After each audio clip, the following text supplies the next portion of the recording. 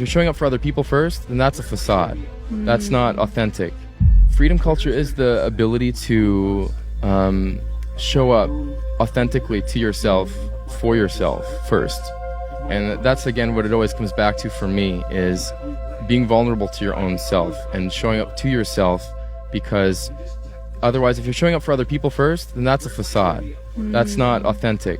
Or that's for social media, that's for something else. And yeah, great Instagram photos are cool and whatever, but you want to be the freedom to be confident in your own skin, in your own temple, in your own space.